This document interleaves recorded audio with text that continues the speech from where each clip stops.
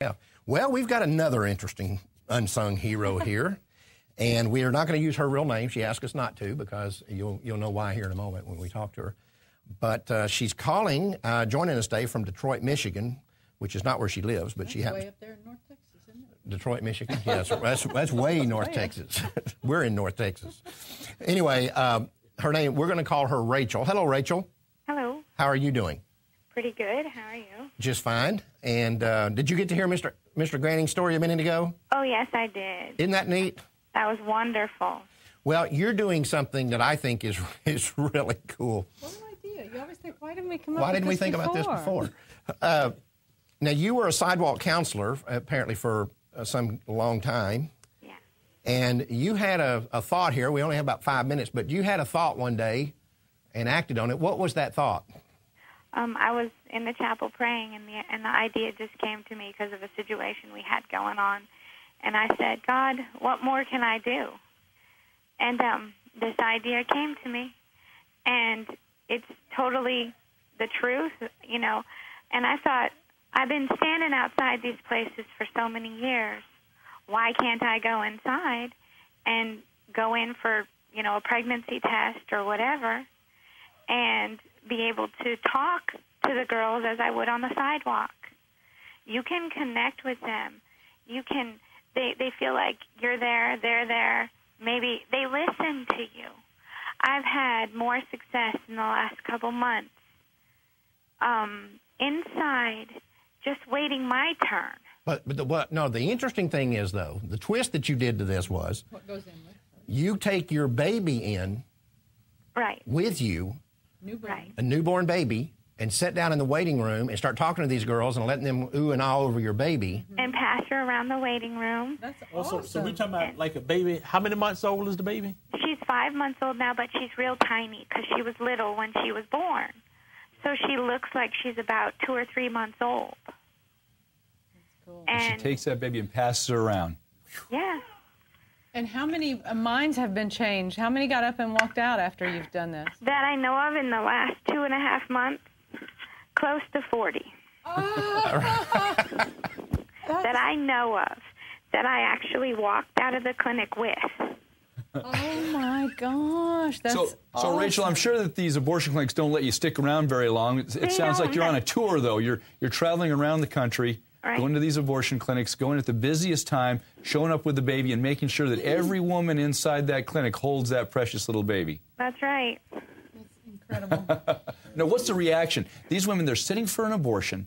They're contemplating the rest of their life. And by the way, we know that most of them are sitting there thinking, I wish I didn't have to do this, or I wouldn't Oh, do yeah. it. Right. Well, the South Dakota report said that 85% of the women feel coerced into an abortion. Right. So what's the reaction? What's the type of emotional feedback that you're getting from these women who are holding this precious little baby? Sometimes they start crying. Sometimes they try to justify why they're sitting there. They feel the need to say, but I have this going on in my life. Or like they realize that it's not the right thing, but they feel like it's all they can do. And do any of the clinic workers catch on and throw you out or So anything? far, no. Okay. Well, it's because they're dumb as a bag of hammers. Do you go on with the pregnancy test and that? Yes.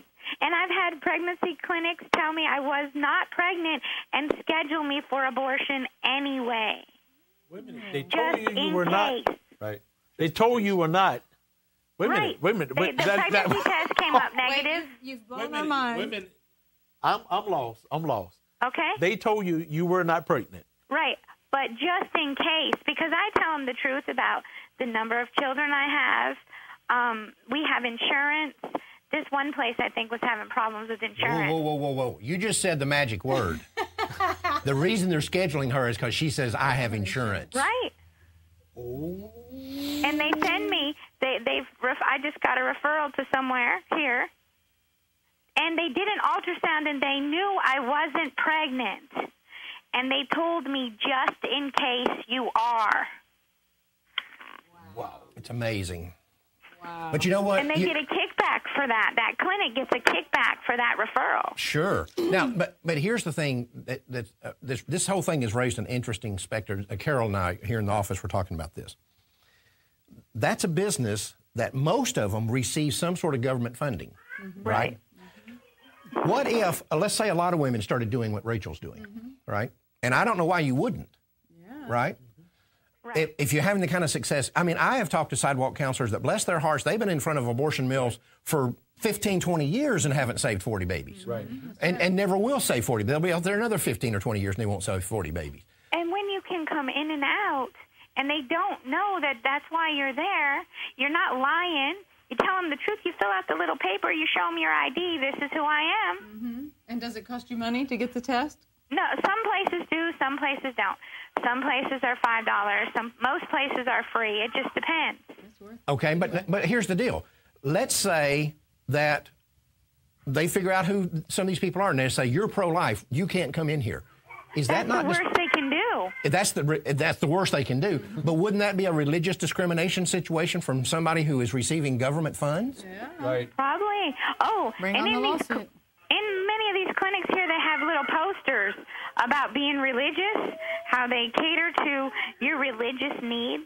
Oh, yeah. I was like, and almost every clinic I walked into, that was there. Yep.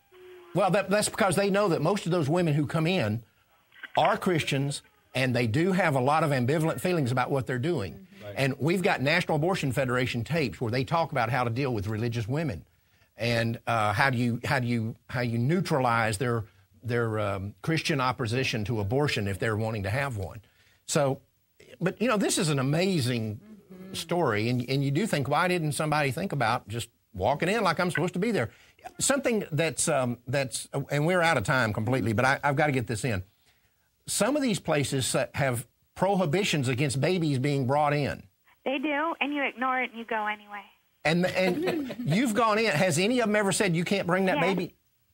But after I was there for 15 or 20 minutes, and it was like God covered her up. Like they couldn't see her, but the people in that were waiting could. It took them a long time to even see her.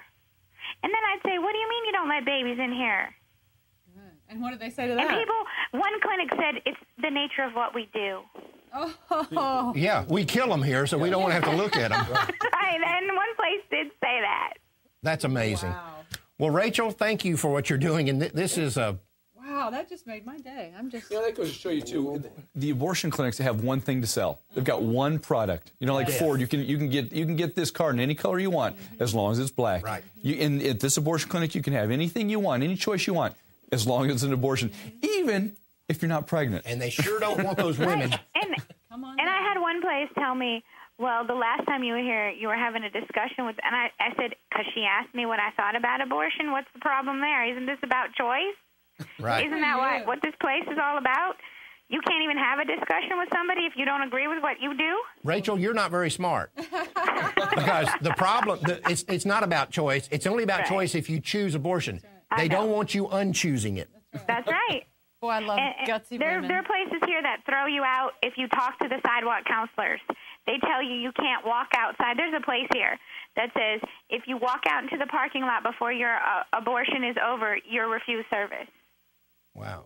Well, because and they I don't know want them to come back in and change anybody else's mind. you had one situation where a woman, not you, but another one, took a piece of literature from one of the pro-lifers, and the abortionist threw her out. Is that correct? Right, because she saw the sign on the wall that you couldn't have the literature in the waiting room. So she turned around and opened the door to hand it back to the man, and the abortionist physically pushed her out the door and told her, we're not giving you any services today because you opened my door. Wow. And it was the abortionist who shoved her out the door. But they're so into the street. compassionate, and they love women so much and want to protect them and help them. Oh, yeah. Right. Right. And the truth fairy. You got to believe in him, too. Well, Rachel, again, thank you for what you're doing. Thank you for joining us today. Again, you're like Edwin. You're one of the unsung heroes out there. My hat is off to you, Well, I sister hope girl. that more people will do this because those of them, too, have been sidewalk counseling. Go somewhere else and go in where they don't know who you are. You can't get in trouble. The worst they can do is throw you out because you're telling the truth. Absolutely. Absolutely. Well, thank you for joining us, Rachel. Thank you for having Keep up me. the good work. Yes. Rachel, I'm proud to know you. Isn't that amazing? Oh, that's Why is this awesome. serpent Yeah. homeless as the... I'm enjoying this. Yeah. Go, Christians, go. Yeah. As long as you've got people like Edwin and Rachel like a modern day Deborah. Yeah, right. Joan of Arc. I'm so Charge. bummed that I didn't think of that. I had so many babies I could have taken in with me. It never crossed, because, the wall's up. You can't go in. You don't step foot over there, and, all that. Yeah, how many pro-life women with babies, though, their husbands would prevent them from doing that? I don't know. Maybe not. Her husband's not preventing her. She's married. So I don't know. Awesome. She's But a tiger. It's neat. Yeah, we applaud you. It is neat.